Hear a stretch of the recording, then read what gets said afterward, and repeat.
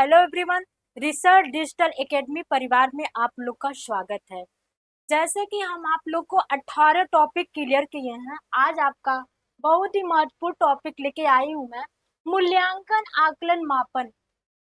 आप लोग का 1 से 2 नंबर का हर एग्जाम में पूछता है। ये नहीं कि सीटेट फर्स्ट पेपर में पूछे या सेकेंड पेपर में पूछे, आपके हर कंपटीशन के एग्जाम में आपका 1 नंबर का फिक्स रहता है। तो आप लोग इस चैनल के माध्यम से जुड़िए और देखिए इधर यहाँ पे मूल्यांकन आकलन मापन, ये आपका 1 नंबर का क्वेश्चन पूछता हुआ है। देखिए, जब आप लोग पी बाय क्वेश्चन सॉल्व करेंगे तो देखेंगे कि हर साल सिटेट 1 नंबर का पूछता है। मापन, मेजरमेंट, मापन वह प्रक्रिया है जिसके द्वारा परीक्षणों को संख्यान यानी संख्या आत्मक रूप से व्यक्त किया जाता है। नंबर के हिसाब से ही बच्चों की योग्यता निर्धन, यहाँ पे निर्धना नहीं है गाइस, निर्धन है। देखिए मैं सही कर देती हूँ, निर्धन करना ही मापन कहलाता है और यह मात्रात्मक पहलू से संबंधित होता है। देखिए आकलन किसी के बारे में जानकारी, ये यहाँ पे इकट्ठा है, ये टाइपिंग में गलत हो गया, देखिए इकट्ठा है, इकट्ठा किसी के बारे में जानकारी इकट्ठा करने की प्रक्रिया आकलन कहलाती है। यह टीचिंग लर्निंग प्रोफेसर के दौरान प्रोसेस के दौरान निरंतर चलने वाली प्रक्रिया है, यानी ये निरंतर चलती है। मान लीजिए हम लोग किसी के बारे में जानकारी, मान लीजिए कोई टॉपिक है तो उसके बारे में हम लोग क्या करते हैं कि अगर जानकारी लेना है तो हम क्या करें, छोटे छोटे यूनिट में पार्ट में बांट के हम लोग क्या करते हैं, इकट्ठा करते हैं। इकट्ठा के दौरान फिर हम लोग आकलन करते हैं कि वो सही है कि गलत है। उसके बाद से हम जो टीचिंग लर्निंग में ऐड करते हैं कि उसका जो प्रोसेस है कहीं इधर से उधर हुआ नहीं ना, कहीं नंबर मतलब इधर उधर नहीं हुआ है। तो ये जो प्रक्रिया है क्या है, कंटिन्यू चल रही है। अगर ये शिक्षक अगर क्लासरूम में जा रहा है तो अपनी सारी शिक्षण की सामग्री लेके जाता है। अगर मैं टीचिंग के दौरान अगर वहां उसमें कोई त्रुटि है, अगर वह सभी बच्चों को अगर समझा नहीं पा रहा है तो दूसरे माध्यम से सोचता है कि मैं समझाऊं कि सारे बच्चों को समझ में आ जाए, क्योंकि एक क्लासरूम में सारे बच्चों की बुद्धि लब्धि यानी आईक्यू ये एक समान नहीं रहती। उसमें कोई एवरेज रहता है, कोई प्रतिभाशाली रहता है, कोई मंद बुद्धि का बालक रहता है। तो वो उस शिक्षक को सारे बच्चों को लेके चलना होता है कि मैं अपनी जो शिक्षण की प्रक्रिया ऐसी अपनाऊं कि सारे बच्चों को समझ में आ जाए। आकलन, तो देखिए हम लोग हर चीज का आकलन करते हैं। अगर मार्केट में हम लोग जाते हैं तो वहां भी आकलन के माध्यम से देखते हैं कि वो चीज अच्छी है कि बुरी है। देखिए आकलन 2 प्रकार के होते हैं जिनके, देखिए आकलन 2 प्रकार के होते हैं जिनके नाम निम्नलिखित है। कभी कभी गाइस आप देखिएगा पी बाय क्वेश्चन में आकलन के 2 प्रकार के नाम ही पूछ देता है। अगर आप लोग इसको पढ़ेंगे तो क्वेश्चन आपका वैसे ही 1 नंबर का फिक्स हो जाएगा। देखिए पहला आपका है रचनात्मक आकलन, ठीक है। दूसरा आपका है योगात्मक आकलन। और भी आकलन है, देखिए यहाँ पे, ये तो आपका इम्पोर्टेंट था लेकिन और भी इसका आकलन का नाम रहता है। देखिए रचनात्मक आकलन, ये आपका एग्जाम में पूछा हुआ है। देखिए ये आपके यूजीसी नेट में पूछा हुआ है। देखिए ये आपका बहुत इम्पोर्टेंट है। मतलब मेरा कहने का तात्पर्य यही है कि अगर आप लोग पढ़ रहे हैं तो हर एग्जाम में भी आपका 1 नंबर का फिक्स रहेगा। देखिए पढ़ाने के दौरान किया गया आकलन ही रचनात्मक आकलन कहलाता है। यह बच्चों के बारे में जानने का सबसे अच्छा आकलन का तरीका है। पढ़ाने के माध्यम से जो शिक्षक अपने टॉपिक को क्लासरूम में प्रस्तुतिकरण के माध्यम से पढ़ाता है, तो वहां पे बालक को क्या करता है, जब वह उसका यूनिट शिक्षक का खत्म हो जाता है तो क्वेश्चन पूछता है बालक से। जब बालक उत्साहवर्धक से उस क्वेश्चन का आंसर देते हैं तो टीचर को यह पता चल जाता है कि जो मेरी पढ़ाने की जो प्रक्रिया था पूरा हो गया। तो रचनात्मक आकलन आपका सबसे बेस्ट होता है। इसके माध्यम से अगर बालक को पढ़ाया जाए तो बालक जरूर अच्छा ज्ञान सीख लेंगे। देखिए, अब देखिए दूसरा आपका है, ये आपका जो रचनात्मक आकलन है गाइस, देखिएगा यूनिसेफ ने जो 2005 में बनाया है इसी को लेके चलता है। देखिए, योगात्मक आकलन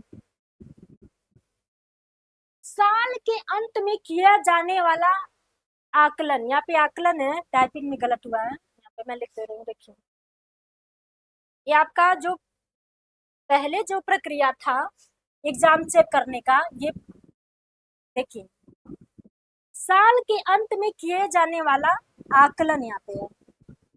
आकलन, आकलन योगात्मक आकलन कहलाता है। देखिए, जो सेमेस्टर वाइज हुआ है, जैसे आप बीटीसी को देख लीजिए या यूजी पीजी को देख लीजिए, तो ये आपके रचनात्मक आकलन में ही आएंगे। आपने देखा कि जो बीटीसी का जो एग्जाम हो रहा है 3-3 महीना पे हो रहा है, तो ये आपके रचनात्मक आकलन में हो रहा है, क्योंकि वहां पे निरीक्षण किया जा रहा है कि बालक कितना सीख रहा है। और योगात्मक आकलन क्या होता है कि जो पहले पीजी यूजी होता था, यानी साल में एक बार एग्जाम होता था, तो आपके योगात्मक आकलन में आ जाएगा, क्योंकि साल के अंत में इसका क्या है, मूल्यांकन होता था। लेकिन अब जब से सेमेस्टर वाइज हुआ है, देखिए 3-3 माह में एग्जाम कराया जा रहा है। देखिए, आकलन और मूल्यांकन के प्रकार इसका पढ़ा जाएगा। टाइप मतलब कितने प्रकार के होते हैं, कभी कभी टाइप से भी क्वेश्चन पूछ देता है, क्योंकि सीटेट का ऊपर है, क्योंकि वो हर चैप्टर को लेके चलता है।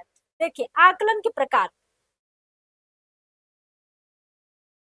यहाँ पे देखिए, पहला आपका है सारांशित यानी योगात्मक मूल्यांकन। कभी कभी इसका नाम ही देखिए, क्योंकि गूगल से वो ट्रांसलेट किया रहता है। आपने देखा, अगर किसी चीज के बारे में आप ट्रांसलेट कर रहे हैं गूगल पे, तो जो उसका वर्ड मीनिंग होता है हिंदी का, कहीं ना कहीं अलग होता है। तो बच्चे जब पढ़े नहीं रहते हैं तो बोलते हैं कि एग्जाम बहुत कठिन है।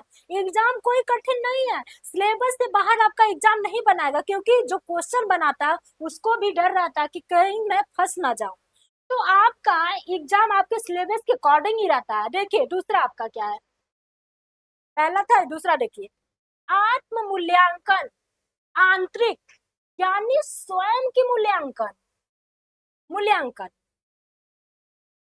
रचनात्मक है आकलन, देखिए 3 प्रकार का हो गया। इस प्रक्रिया में क्या होगा, आंतरिक यानी इसमें स्वयं के द्वारा मूल्यांकन किया जाएगा। देखिए नेक्स्ट, देखिए आप लोग का समय बहुत सीमित है, आप लोग अभी से क्वेश्चन पेपर सॉल्व करिए, क्योंकि 1.5 से 2 महीना टाइम है, टाइम ज्यादा है नहीं। अगर आपको एग्जाम क्लियर करना है तो अभी से क्वेश्चन पेपर सॉल्व करिए। वहां से जो गलतियां हो रही हैं आप कमेंट के माध्यम से बताइए। उस टॉपिक को हमारे सारे टीचर लोग पढ़ाएंगे। जिस जिस टॉपिक को आपको कंफ्यूजन हो रहा है कि समझ में नहीं आ रहा, आप कमेंट के माध्यम से बताइए। देखिए, सीखने के लिए आकलन, अधिगम के लिए आकलन, कभी कभी आपके नाम से ही पूछ देता है, नाम इधर उधर करके पूछ देगा। यह आकलन शिक्षकों द्वारा किया जाता है। यह एक ऐसा आकलन है जो शिक्षण अधिगम प्रक्रिया के दौरान लगातार चलता रहता है और इसी के दौरान शिक्षक बच्चों को आकलन करते हैं और यह पता करने की कोशिश करते हैं कि शिक्षण प्रक्रिया में किसी प्रकार की सुधार की आवश्यकता है या नहीं, और यह पता लगाए कि बच्चों का कंसेप्ट क्लियर हो रहा है या नहीं, उनको जो पढ़ाया जा रहा है वह समझ में आ रहा है या नहीं। हम यह आकलन इसलिए करते हैं कि जो हम जो हम पढ़ा रहे हैं उसको अच्छे से सीखे, और इसलिए इसका नाम ही सीखने के लिए आकलन किया जाए। मतलब कहने का सेंस यही है कि अगर एक शिक्षक क्लास में प्रस्तुतिकरण कर रहा है, वहां पे अपने टॉपिक को बच्चों के सामने पढ़ा रहा है, तो बच्चों को कहाँ तक समझ में आया, कितना समझ में आया, उनका जो शिक्षक का दायित्व होता है कि पूछे। अगर नहीं आया तो अपने इजी से इजी शब्दों का प्रयोग करें, क्योंकि वहां पे सबकी आईक्यू एक समान नहीं रहता। कोई कोई बालक प्रतिभाशाली रहता है, कोई कोई मंद बुद्धि रहता है, किसी किसी की सोच, किसी किसी की जो अंडरस्टैंडिंग होती है कम होती है समझने की। लेकिन एक शिक्षक का दायित्व ये होता है कि अपने शब्दों का अच्छे से प्रयोग करे और समझा दे के सीखने का आकलन।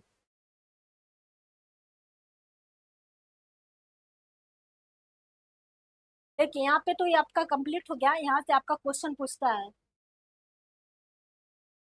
हाँ देखिए यहाँ पे, यह आकलन शिक्षक के द्वारा किया जाए। सीखने का आकलन का मतलब है कि बच्चों ने कितना सीखा, हमने उससे जितना पढ़ाया क्या उसे उतना ही समझा।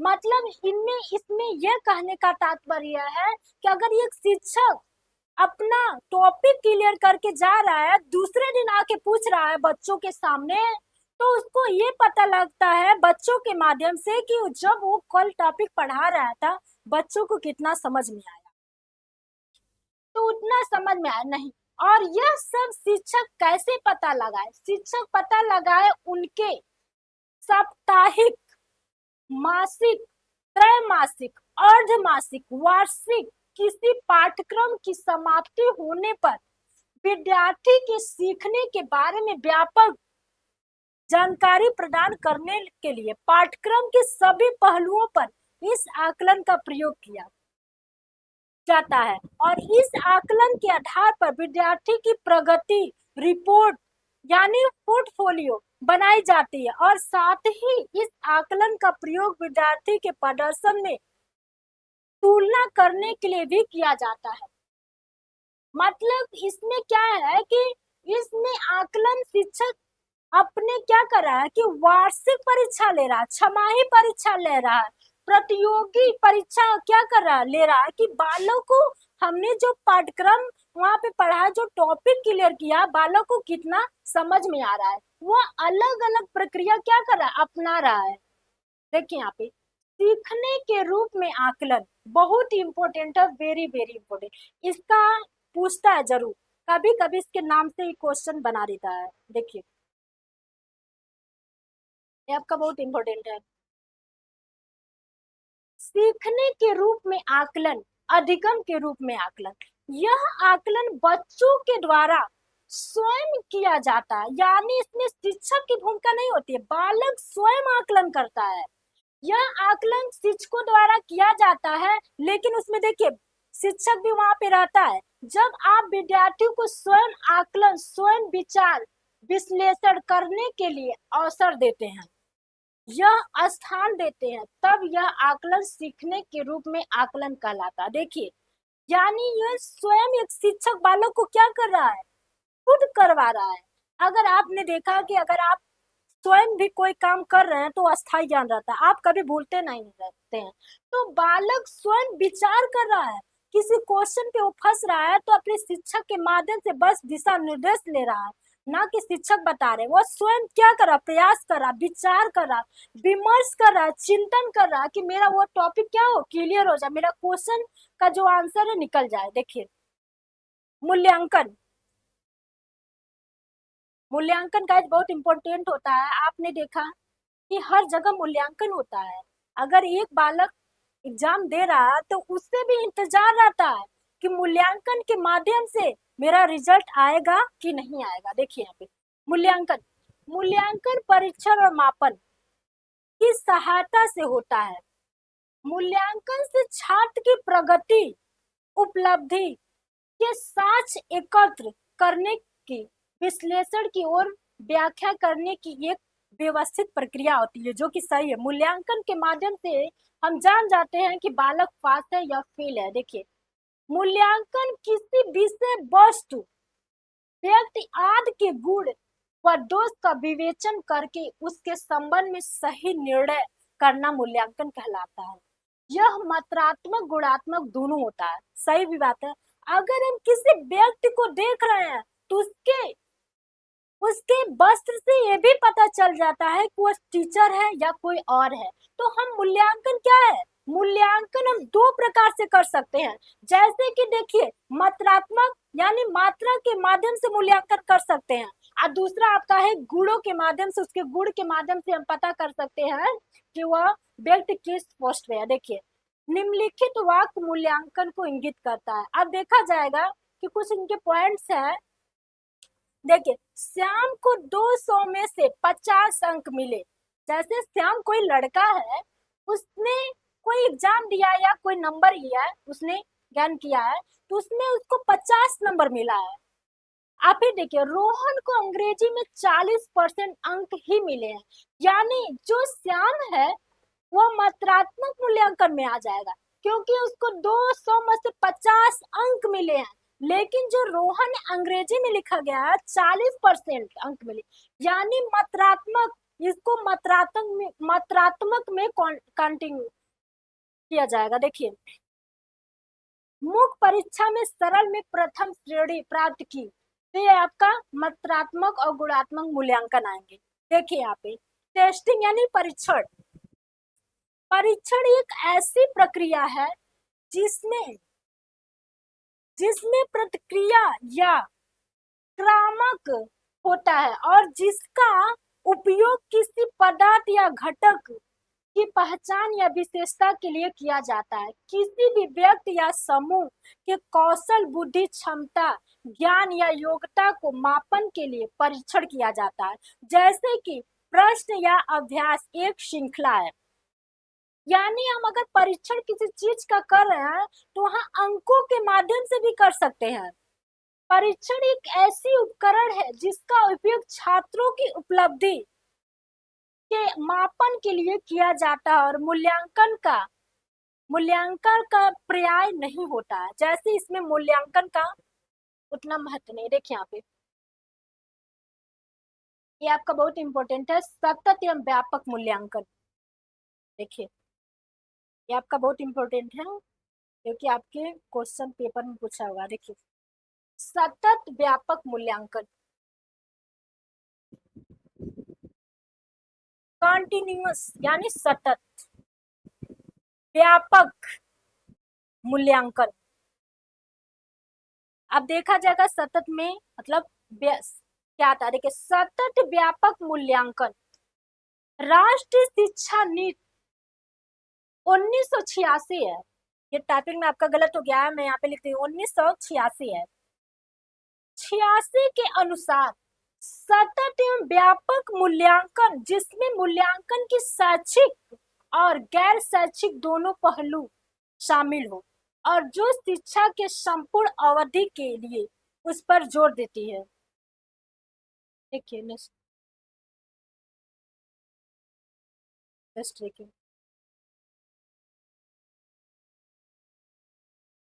अब देखिए यहाँ पे कंप्रीहेंशन। देखिए, विद्यालय और खेलकूद, स्वांगीण विकास, शैक्षिक प्लस शैक्षिक, उदाहरण यानी मानसिक, शारीरिक, सामाजिक आकलन। देखिए, ये आपका जो दिया है यहाँ पे व्यापक एवं सतत मूल्यांकन में जो राष्ट्रीय शिक्षा नीति 1986 में बना है, उसके अनुसार से बालक को क्या किया जा रहा है। देखिए, शिक्षा के माध्यम से जोड़ दिया जा रहा है। देखिए, जोड़ा गया है। पहला आपका है विद्यालय, दूसरा आपका है खेलकूद, तीसरा आपका है स्वांगीण विकास करना, किसका, बालक का, शैक्षिक प्लस शैक्षिक। नेक्स्ट आपका है उदाहरण यानी मानसिक, शारीरिक, सामाजिक आकलन। मतलब एनईपी में यही बताया गया है राष्ट्रीय शिक्षा नीति में, बालक को विद्यालय के माध्यम से और खेल कूद के माध्यम से बालक को क्या किया जाए, शिक्षित किया जाए। खेल खेल के माध्यम से उसको ये भी ना पता हो कि मैं पढ़ रहा हूँ, उसको जो बैग का लोड है उसके पीठ पे ना लादा जाए, बल्कि शिक्षा के माध्यम से माइंड में सेट किया जाए। और एक बात और है कि मानसिक, शारीरिक और सामाजिक तीनों प्रकार की जो प्रक्रिया है बालक को डेवलप किया जाए और विकास किया जाए। ये आपका जो राष्ट्र शिक्षा नीति बनी है, ये बालकों के लिए बताया गया है कि बालक को खेल खेल के माध्यम से क्या है शिक्षा दिया जाए। देखिए, मूल्यांकन मूल्यांकन पठन नेक्स्ट आपका है। देखिए, पाठ प्रक्रिया अभिन्न हिस्सा है, सही भी है, और यह निरंतर चलने वाली प्रक्रिया है।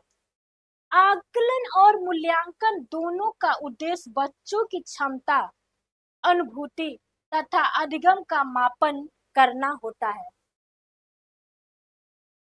मूल्यांकन के दौरान तीनों पक्ष जैसे कि ज्ञानात्मक, भावात्मक, क्रियात्मक। अब ये बताइए कि ज्ञानात्मक, भावात्मक, क्रियात्मक पक्ष किसने दिया है? ये आपका बहुत इंपॉर्टेंट है, हमने आपको पढ़ाया था ब्लूम के माध्यम से, ये ब्लूम दिया है। देखिए, ये उद्देश्यों का मापन किया जाता है।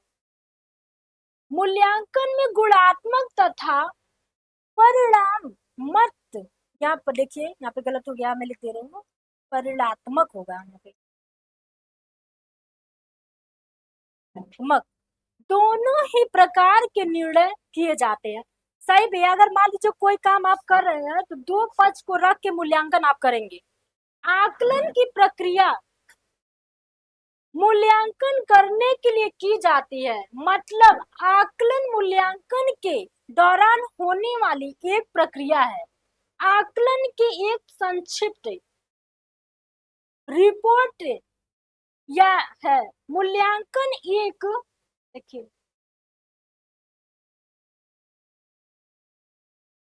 ये एक व्यापक प्रक्रिया है। मूल्यांकन का अर्थ है मूल्य का आकलन करना, मतलब किसी वस्तु के मूल्य को निर्धारित करना। आकलन के बाद मूल्यांकन किया जाता है, सही है। देखिए, अब देखिए कुछ विशेषताएं इनका है, उसको पढ़ लिया जाए। ये टॉपिक आपका बहुत इंपॉर्टेंट टॉपिक है। देखिए, कभी कभी आपके एग्जाम से वैधता नंबर ऐसे भी पूछ देता है, वैलिडिटी। देखिए, मूल्यांकन की विशेषताएं, वैधता, वैध मूल्यांकन वह होता, वैध है यहाँ पे, देखिए गलत हो गया, वैध मूल्यांकन वह होता है, देखिए वैध है यहाँ पे, यानी वैलिडिटी।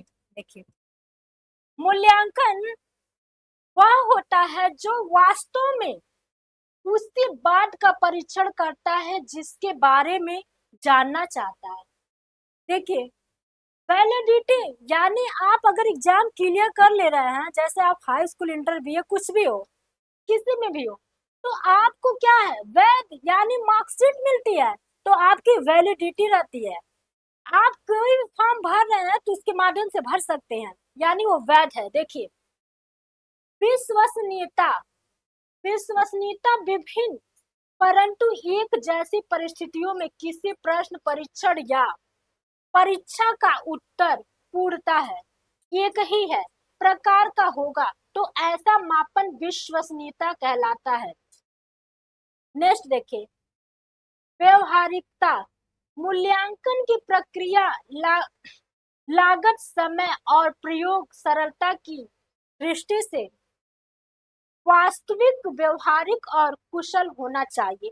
माने इसका ये मतलब है कि व्यवहारिकता, उसमें व्यवहार और कुशल, वास्तविक तीनों क्या हो, ऐड होना चाहिए। नेक्स्ट देखिए, वस्तुनिष्ठता।